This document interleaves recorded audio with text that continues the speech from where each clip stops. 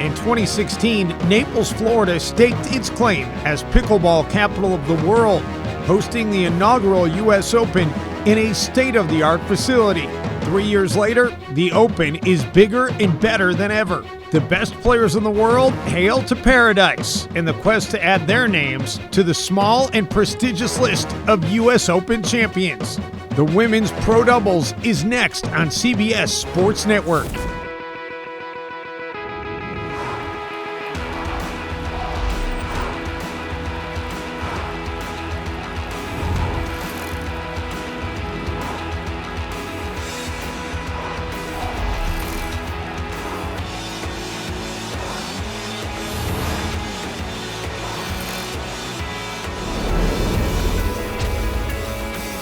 A beautiful evening in Naples, Florida. The white sand beaches are unparalleled anywhere in the United States, and we are excited to have been in Naples, Florida all week long. CBS Sports Network bringing you coverage of the 2019 Minto U.S. Open Pickleball Championships, and our featured match here this evening, the women's gold medal match, coming to you from Zing Zang Championship Court at East Naples Community Park. And welcome to Naples, everybody. Dave Benz hanging out with Melissa McCurley of pickleballtournaments.com, Mark Renison of Third Shot Sports. Guys, a rematch of last year in this gold medal match. Simone, Jardime, and Corrine Carr, they were able to take care of Lucy Kovalova and Irina Tereschenko. But Melissa, you think maybe it might be Tereschenko and Kovalova that might have a chance tonight? It could be. You know, again, 6 months later in Indian Wells at the National Championship, we saw a different outcome with Lucy and Irina taking the championship, and they would love to get their first U.S. Open championship tonight. That's right, but Corrine and Simone have been looking great all week. They look like they're ready. They've got the home court advantage, at least Simone does, and you know that this is going to be a great match to watch. This pickleball tournament has become quickly the biggest and best in the entire world, and the numbers reflect that. Over 2,100 participants registered in a little over 3 hours for this year's tournament. It was sold out. Rusty House has been with us all week long from pickleballchannel.com, and Rusty has more flavor on what's been happening here in Naples. One unique thing about this tournament is the founders wanted to make sure the gold medalists were undefeated. What that means is the teams are going to be fighting their way through the brackets so that at the end of the day, only 2 teams will remain, both of them undefeated, to be able to fight for the cherished gold medal. So you're about to get to see some great pickleball action. Back to you, Dave. All right, thank you very much, Rusty. Don't go anywhere. When we return, the first serve in this Women's Pro Gold Medal match coming up from Zing Zang Championship Court in Naples, Florida. U.S. Open Pickleball Championships on CBS Sports Network is sponsored by Latitude Margaritaville and Minto. Change your latitude to the active adult paradise of Latitude Margaritaville. By Paddle Tech, official paddle of the U.S. Open Pickleball Championships. By Dick's Sporting Goods. Every season starts at Dick's Sporting Goods. And by Naples, Marco Island, and the Everglades, Florida's Paradise Coast. Dusk has set here in Naples, Florida. The sun's still a little bit in the sky, but not much longer as the lights are on here at Zing Zang Championship Court, and we are just about set for the first serve in the Women's Pro Doubles Gold Medal match.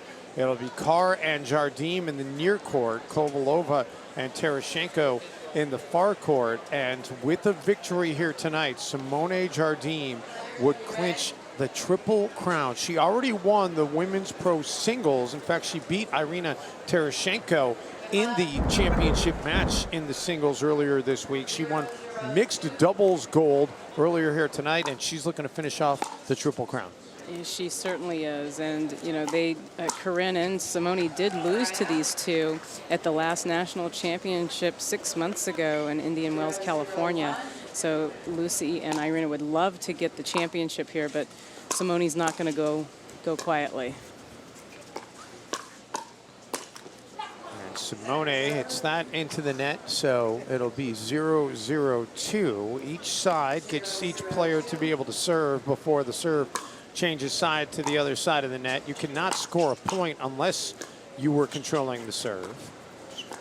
And they do play to 11, but you must win by 2.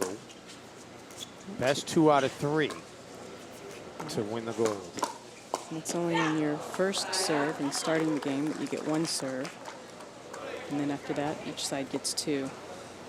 Each player on each team gets to serve until they lose, right? So if one person, for example, Lucy Kovalova, who's serving now, if she and her partner, Irina Tereschenko, win a point, as they did here, Kovalova will continue to serve, and she'll do that until Jardime and Carr stop her, at which point it goes to the second server. And so then Tereschenko would serve until Jardime and Carr can stop her. Kovalova and Tereschenko both coming to the United States to play college tennis. Wichita State for Kovalova and Texas Tech for Tereschenko. A great shot there, and overhead by Tereschenko right at the feet of Corrine Carr. Yeah, it was a good overhead. Pickleball can be very risky when you put the ball high over someone's head. Try to do it. That gives them a chance to get to the ball and hit on a downward angle. And if they hit down, they can hit fast and still keep the ball in play, which makes it really difficult to recover against. So 0-2-2 as they move to the second server.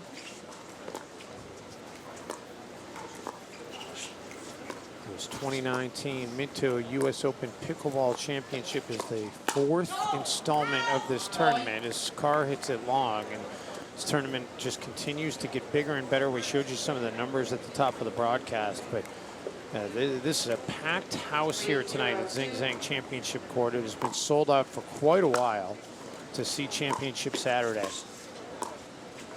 It is the biggest party in pickleball, and people can't wait to get here, can't wait for this night. You can feel the excitement and energy building all week long. And so many great players have come out to play. I mean, we show you the best of the best here on CBS Sports Network, but make no mistake, this field, it is deep with talented pickleball players.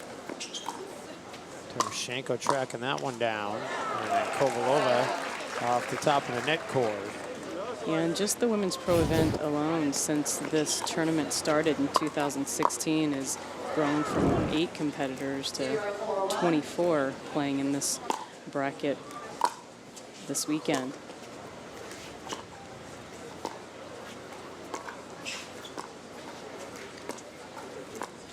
Well, so what does it take to turn pro in pickleball?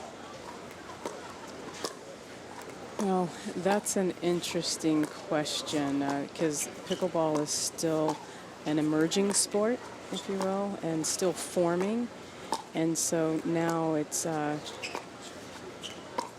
It is a tricky question. One of the ways I like to answer it is, look, if you are a person who makes all or at least a good portion of your living doing pickleball or pickleball related things, then for me that's someone I'd put in a category of pickleball pro. So all 4 of these women are out here either well, obviously competing in pickleball, earning money through their winnings and through sponsorship deals. They're also out there coaching pickleball in various capacities. So people who make pickleball not just something that they do because it's fun, but something that is forming a large proportion of their income. For me, that's a fairly neat definition of a pickleball pro. probably about as good as a definition as you can get right now. 1-4-2. It is amazing that so many people now are able to make a living on this sport. So many opportunities, not just in terms of playing on the court, but in terms of sponsorships and working as representatives for companies. And Simone Jardime, she is becoming a household name amongst pickleball players. Originally from Brazil, she moved here to the Naples area about 3 years ago and told us she has no intention to ever leave. Yeah, this community has embraced her like family. And when she first moved here, she's from Michigan, actually. The climate here reminds her much like her home in Brazil. Simone hits that one out. Yeah, this climate, I would say, was probably much closer to Brazil than Michigan, where she was a tennis coach at Michigan State. In fact, her roots to her relationship with Corrine Carr, Siebenschein. I'm totally not saying that well today. Siebenschein. Yes. Excuse me. Sorry, Roth. Ralph Siebenschneider's a terrific pickleball player and is Corrine's husband. But Corrine and Simone, they met on the campus of Michigan State when Corrine was taking her courses to get a PhD in finance, and Simone was coaching tennis there. Yeah. And they have formed a partnership in pickleball that has been extremely successful. I was talking to Corrine earlier today. She's always shown us what type of warrior and champion she is. She knows she's going to get most of the balls when she's playing with Simone. And I've never seen someone hold up so well under pressure and being under fire. So that's a common pattern that we're going to see, what we just saw here, between Corrine Carr receiving those balls and Irina Tereschenko sending them to her. We're going to see that pattern regularly, and since Tereschenko typically plays the left side of the court and Carr the right side, a lot of those exchanges are going to be down the line as opposed to being cross-court. 4-2-1, Kovalova and Tereschenko looking to open up a little bit of breathing room early on here. They end up on opposite sides of the court after that crossing shot by Tereschenko. And they end up with a point out of it, so 5-2. If we've got some viewers out there who are newer to pickleball, one of the things that's very important for them to understand is that red space close to the net. That's a 7-foot zone coming off of the net on each side. And that's known as the non-volley zone, often called the kitchen. You may not hit the ball out of the air before it's bounced if you're standing in that non-volley zone. So what you'll see here is that these four women will get up to that net quickly. They'll stop just short of the non-volley zone. And while you're allowed to reach over and into the airspace above it, they're not going to go in and hit those balls. They're not going to be standing in the non-volley zone unless it's a ball that has bounced before they hit it. Otherwise, that would be an infraction. So they're going to try to control as close to the line as they can, as Kovalova did there, to get that ball when it's high so they can really hit it hard. Yeah, great attack there, right into Simone. And a 6-2-2 advantage. And these ladies know each other very well. They've played each other often on the center stage, and they've gotten more competitive with each other each year. Just an example here in the U.S. Open in 2017, the final was 11-5, 11-2, and then last year's U.S. Open 8-11, 11-9, 11-6. And then, as I mentioned, Irina and Lucy just won in the final 6 months ago at the national tournament. So I'm hoping we'll go the distance here tonight.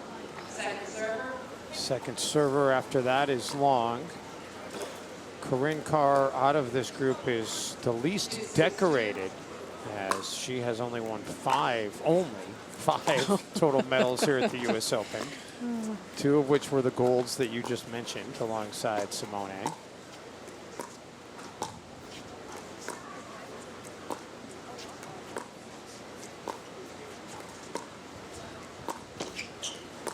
And I know Corrine's definitely going to want to keep it cross court to Lucy here as long as she can. She doesn't want to be one-on-one with Irina. So we'll move to 3-6-2.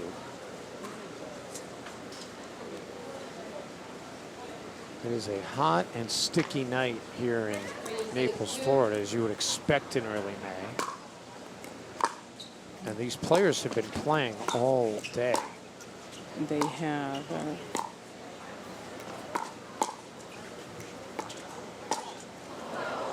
Although not necessarily in this women's pro bracket, because the mixed doubles was really what was featured most of the day here today. Over 4,000 matches were completed at this fantastic pickleball complex this week. Yeah, over 4,000 matches over 7 days. Singles, doubles, mixed doubles, age, skill, age, and pro divisions. A little bit of it all here at the U.S. Open. And unlike tennis, in which singles is clearly the more popular sport, or popular discipline, I guess I should say, doubles is more popular within the pickleball world. Yeah, but singles is really increasing. I mean, example, singles day here at the U.S. Open is the largest day in the tournament. That's second year running. Largest day in terms of participation? The largest in the terms of participation. 788 matches we ran just alone on singles day. 41 different events, and the 80-plus division, one of the larger ones with 9 competitors. The oldest player here was 86 years old this week. Tereschenko, she's able to put it away, and it moves it to 9-3-1. Yeah, I think Simone and Corrine are going to need to find a way to change the momentum. They're just 2 points away, Irina and Lucy, from taking game 1. They could use a timeout. They've got 2 at their disposal. They elect not to here. I almost certainly think they would if it gets to 10-3. So what we're seeing here really is just Corrine going a little bit too much too soon. She's a little too eager out there. That was a good example right there. That was a ball that was, if she was going to attack it, it's got to be a lot lower than that. Game points. They don't take the timeout.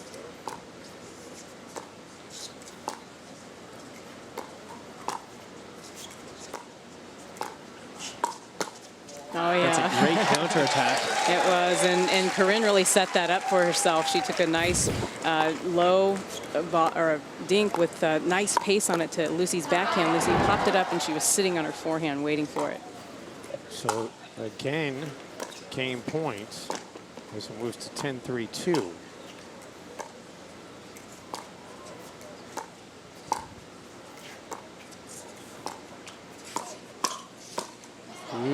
So one of the differences that we see here is that we've now seen Carr and Jardime set up, at least for the last few points, with Carr cross-court from Tereschenko.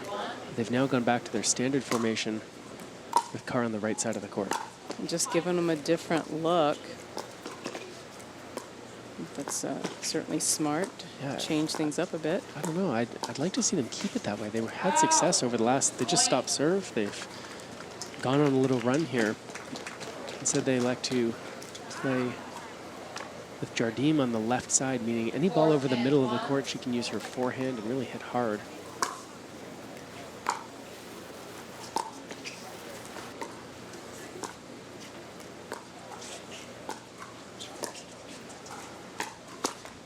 Tereschenko into the net, so a couple of points in a row now for Jardime and Carr, who were facing a 10-3 deficit with the other side having both services available, and they broke both serves. Should remind viewers, you can only score a point when your team's serving. So right now, even though Lucy hit that great shot for a winner, that backhand, her team doesn't yet earn a point. The second server of this partnership, in this case Corrine Carr, now gets to serve. And Tereschenko needs to try to stop them to get the ball back and have a chance to score.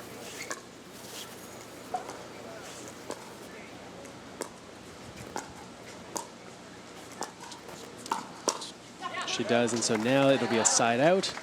Tereschenko and Kovalova are going to serve, and if they can score a point here, they'll take game number 1. They've already had 2 game points, and they've had serve broken both times. And Corrine choosing to stay on the left side. I like this setup for them.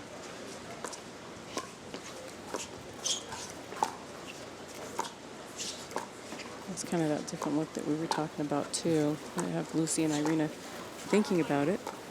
Look how far over she makes Tereschenko move to play her forehand. That's going to open up a seam in the middle of the court that maybe could be exploited by Jardime.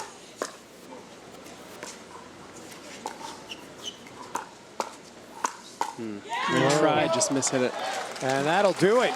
Game 1 going in favor of Kovalova and Tereschenko, 11-5. One more look at the game-deciding point. Yeah, she tried to go through that seam that she had created, but hit a little off center and didn't get enough on it. Game 2 coming your way after this momentary break here on CBS Sports Network. Night has fallen here in beautiful Naples, Florida, and it is still hot, however, 82 degrees. The heat index has actually gone up just a bit since we initially went on the air because the humidity has risen a little bit. Look at some of the final numbers from that first game. 12 unforced errors by Jardime and Carr, part of the reason why they lose game 1. I think that definitely is the difference. And it'll be interesting to see here. I know Corrine looked a little tight. We haven't yet seen that energy and that fire from Simone yet. And it'll be interesting to see if we see a change in kind of energy and momentum. Yeah, I noticed that stat, 11 block shots from Corrine. And I mean, on the one hand, that sounds great, right? She blocked 11 times where they were attacking right at her, and she blocked them back. That was far more than anyone else. But what story that tells is how much that Tereschenko and Kovalova are attacking, directed at Corrine. So she's under a ton of pressure here. And we're going to see if she and her partner, Simone Jardime, can turn the tides a little bit in game number 2. Yeah, they're both warriors and champions, and I think we could very well see the tides turn here. So looking forward to game 2. Simone Jardime, we mentioned 45-1 all time at this complex, and she in the championship match of the mixed doubles pro division, her and her partner, they lost game 1, her and Kyle Yates, but they bounced back and won the last 2 games to win gold. So they're no stranger. She's no stranger to climbing out of a little bit of a hole. So you see there with that, the previous point, the two-handed backhand that Jardime hit, it hit Kovalova in the hip. Of course, that's part of pickleball when you're playing on the court here. It's a relatively small court. You're hitting hard, especially when the ball's high, and you're going to get hit by the ball sometimes. That's part of pickleball. It's not personal. Ball was called out. Kovalova thinks it was in. And somebody can't really tell. Carr, who is the referee for this match, is siding with the line judge. She is. Called it out. Yeah. Tough to tell from that angle. They still have not put the point on the board here. Simone's wanting some more conversation. Yeah, so Kovalova and Tereschenko are appealing to Simone to say, hey, was that ball in? And she said, look, I didn't see it, wasn't clear. The referee made that call. Ultimately, the referee has the discretion to side with either the line judge or the players, but they tend to go more in favor of the players who are so used to making their own calls because so few matches actually have line judges. Oh, so there we go. They're going to replay the point. Wow. Don't see that very often. No, all 4 players are agreeing to it. Yet another, we've seen lots of shows of sportsmanship tonight. So it remains at 0-0-1.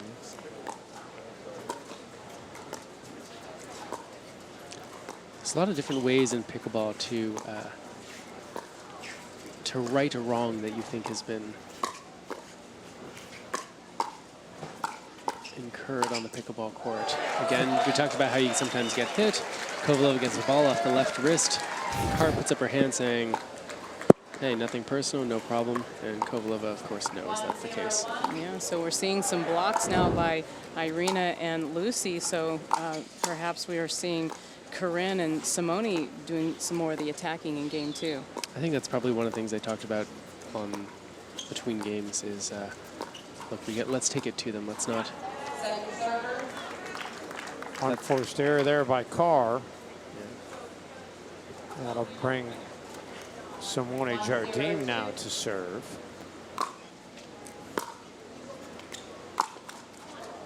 And now the serve will change sides. Kovalova and Tereschenko would love to build a lead here after winning game 1.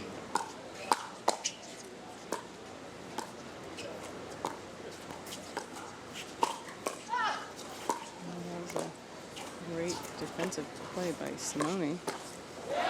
Got low crossed up there, Tereschenko and Kovalova, and that ball through the middle of the court. They're going to have a quick chat about how they're going to handle those middle balls in the future. Make sure they don't get mixed up. Yeah, and you can see Simone stepping in there to take that forehand through the middle, help out her partner. So they go to 0-1-2. What a great duck by Corrine. Yep. If it had touched her, it would have been a point for Kovalova and Tereschenko. Instead, it's going to change the side for the serve.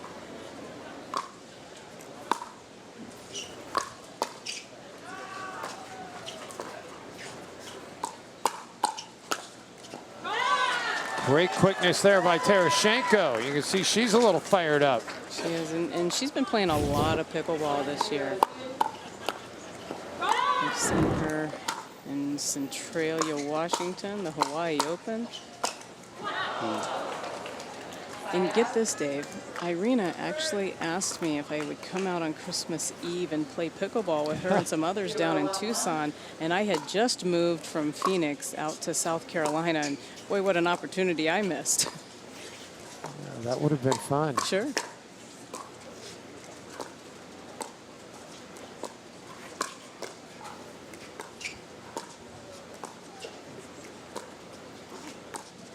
The lob by Carr. Tereschenko the overhead.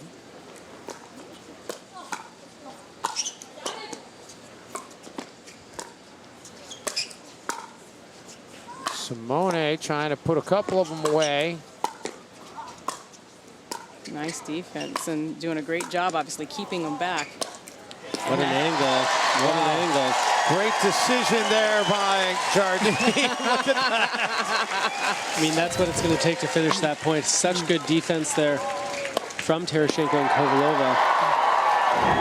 You know, one of the things that Kovalova and Tereschenko were trying to do, first priority is to get the ball back in play, of course. The second one, though, is to get the ball low enough that the other team can't hit down and hit hard.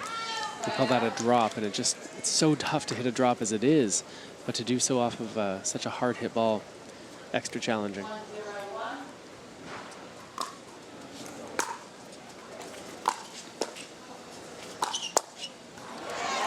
And nice shot there by Carr, kind of handcuffed Kovalova. Yeah, she set herself up with that by a really nice drive across the net, low and with a lot of pace. She's going for it again. That time it got up. Yeah. See the difference? The other one stayed down low and fast. That one got up on her. Well, and Mark, we've talked, we did a live stream here throughout the week from the U.S. Open, and we talked extensively over the course of our live streams about the importance of the height at which the ball goes over the net. Yeah, that's going to be the main indicator for whether you hit a good shot or not. The serve and the return of serve, and obviously any lobs, those balls are typically going to have a little more height over the net. But anything from the third shot on, you really want that ball going about 12 to 18 inches over the net. If you hit any higher than that, that's a ball that's either going to go long or be attacked, like that is. Yeah, the first two shots, the serve and the return, must be played off a bounce. Or in that case that we saw right there, if the ball goes too high over the net, when it's hit, it's likely to sail long. That's a good get from Kovalova to get up to that ball and then back to play the overhead. I mean, but look at that defensive play that we just saw from Simone, looking at that replay. I mean, wow, what a dig. Yeah. Kovalova and Tereschenko want a timeout. They trail 4-0. U.S. Open Pickleball Championships on CBS Sports Network is sponsored by Pickleball Central, the Pickleball Superstore. By Head, official footwear of the U.S. Open Pickleball Championships.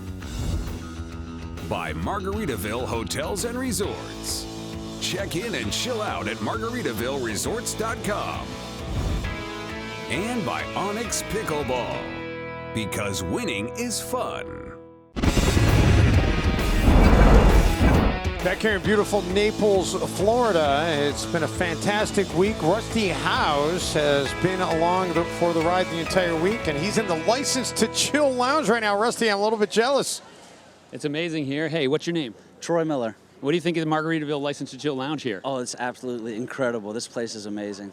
And I heard you got here a little bit early today. About 12:30 this afternoon, just so I could get this seat to watch these great matches. All right, baseline shot, amazing medal match here. Back to you, Dave.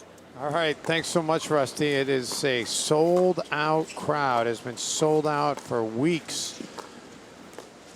Yeah, and Troy talked about how early he got here to get his seat. There were many others doing that today as well.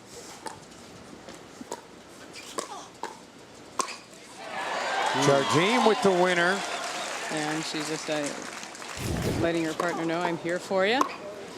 So in the first game, the one that they won, Tereschenko and Kovalova only had to block 3 shots. 3 shots that were being hit as winners that they blocked back and counterattacked off of.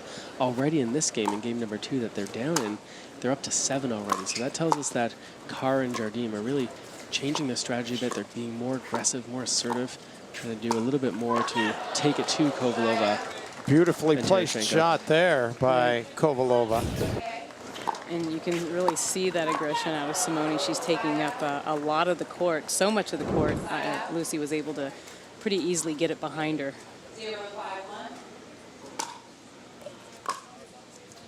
Kovalova and Tereschenko need to make something happen here on this service control.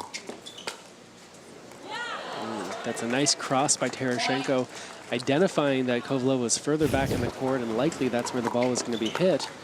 She intercepted that. It's called a poach. Got a little help with the net, and they're on the board. So 1-5-1.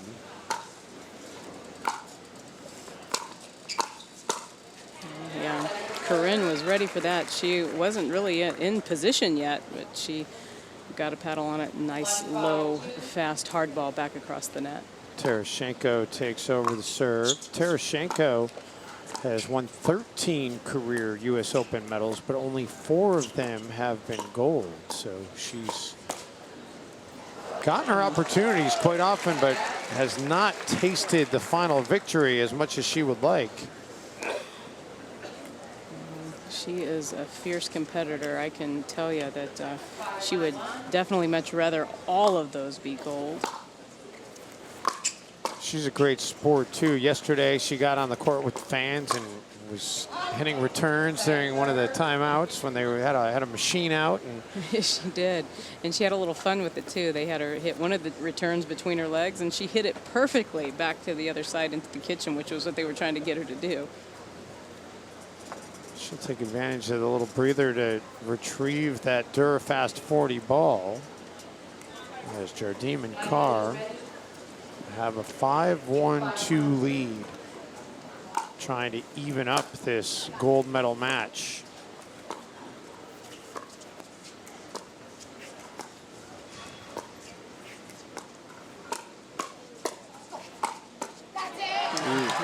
And you can hear the communication between Simone and Corrine. As soon as that ball got up, you could hear Simone say, "Go." Yeah, that's it. I mean, having a partner out there who's both supporting you, but also sometimes I feel like giving you instruction is it's putting too much on it. But you'll hear them talk to each other regularly. That's part of the game. Ooh. Kovalova saying yes, as it does just get the line. Yeah, looks like it did. I'll be happy to get the ball, try to score some points here, serving at 1-6-1.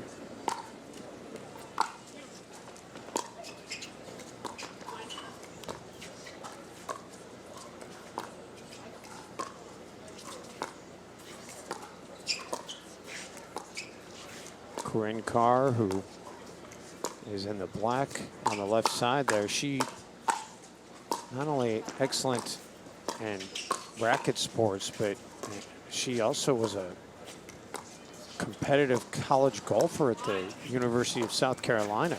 Yeah. She does enjoy to golf. In fact, I spoke to her at a tournament last year and asked her about her golf aspirations, and she said that it's not something she's done playing, that she may get back to competitive golf at some point. And Carr leaves it short there. Yeah, and for those viewers out there, Irina and Lucy doing a good job of keeping Simone and Corrine back. And if you can do that, if you can be consistent in keeping the opponents back, you're going to increase your chances of victory.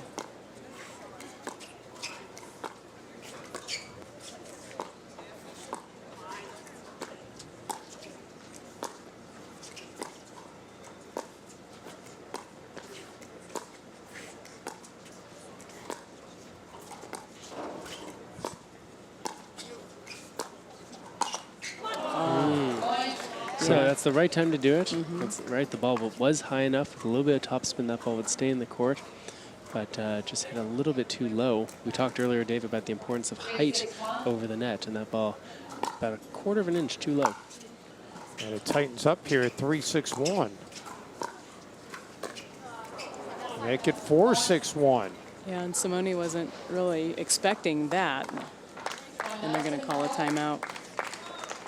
And we will step away as well. 4-6-1 here in game 2.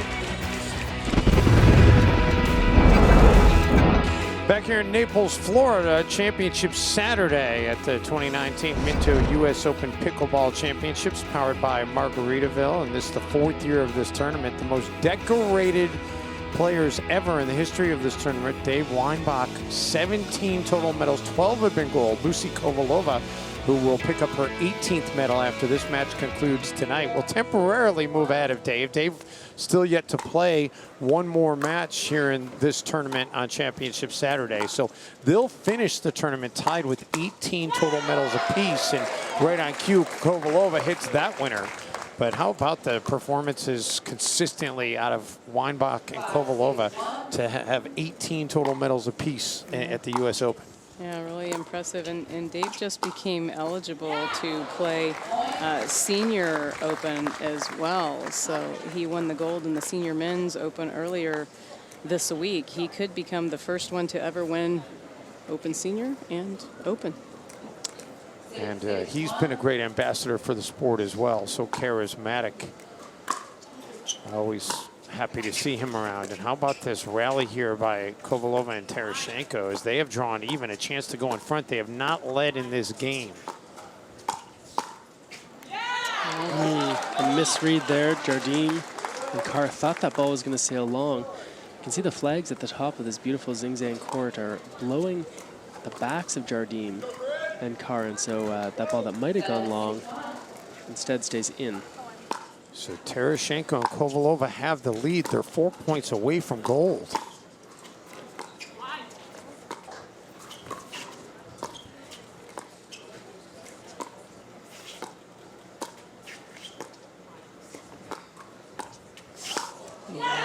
Wow, now 3 points away from gold. This is quite a run. Yeah, it's a real turnaround. I know Simone and Corrine started off with 5.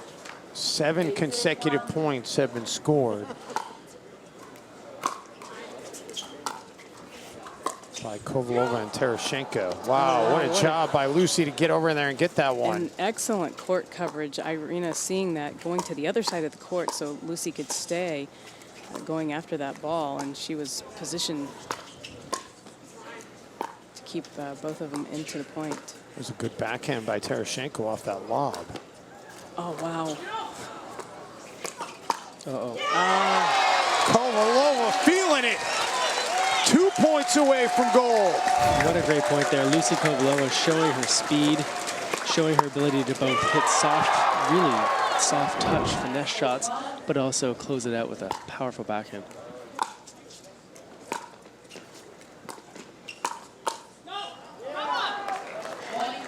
And here we are at match point. Unbelievable, this comeback.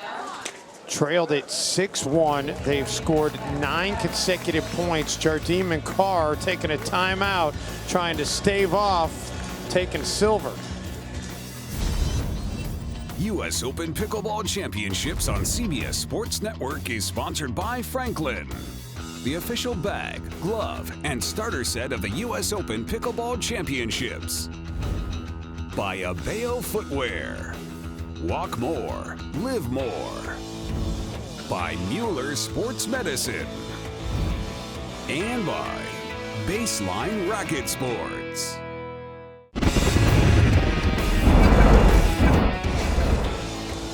Back here in Naples, Florida, we are on championship points as Kovalova and Tereschenko on the verge perhaps of handing Simone Jardime just her 2nd ever loss here in Naples, Florida. 45-1 all time and 46 previous matches. Yeah, and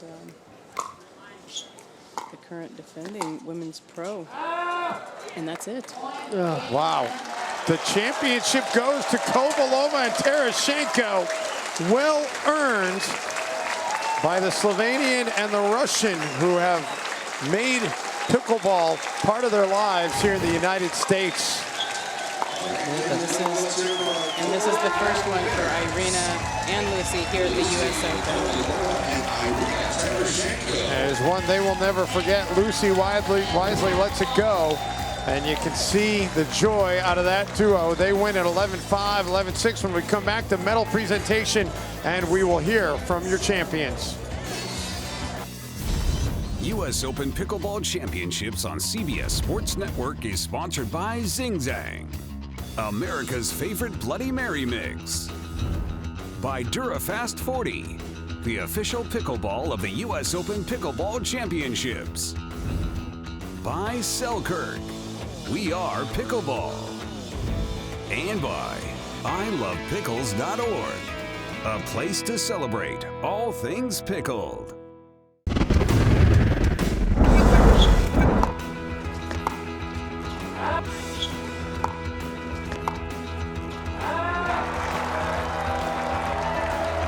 A look at championship point as Tereschenko and Kovalova break through in consecutive games to win the title here in Naples, Florida, in the women's doubles pro division. A look at some of the numbers from that second and decisive game. And with that, we are happy to have the medal presentation. Let's bring in Heather from Margaritaville, who's got the hardware, and let's get our champions up here. Irina Tereschenko and Lucy Kovalova, come on up. A well-deserved round of applause. Heather, do the honor. Congratulations. Thank you. And they also get the head sweats along with the check and the head footwear. I want to thank Head for being an important sponsor here as well for this tournament.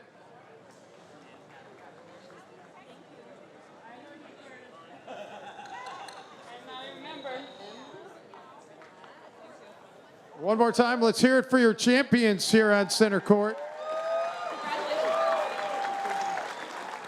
Irina, I'll begin with you. I know that Simone has gotten the better of you a few times in this tournament, including last year in this bracket, earlier this year in the singles event. How sweet does it feel to finally get a gold here against her on the court?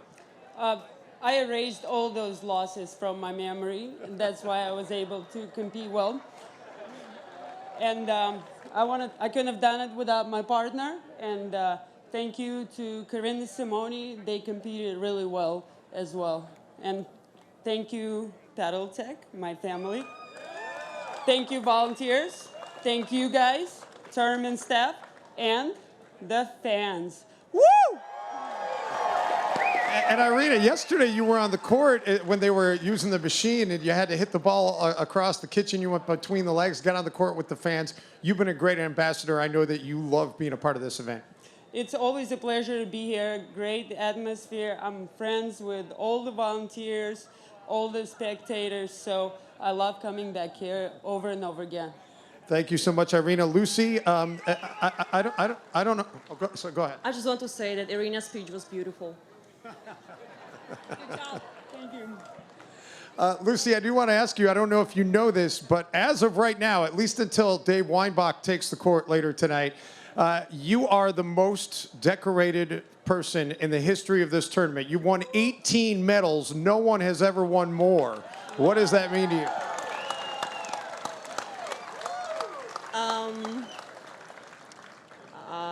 I don't know what to say. I believe you.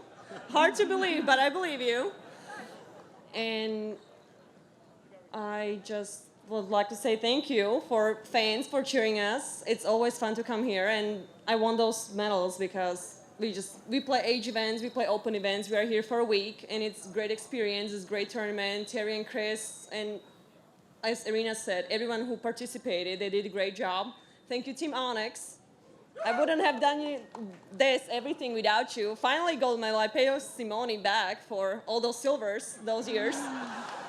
So, yes, and I don't know, it's just great to be here and compete. And good job to Irina. we had a purpose and we stuck with it. Well, congratulations to you both. Let's hear it one more time. What a tournament it has been.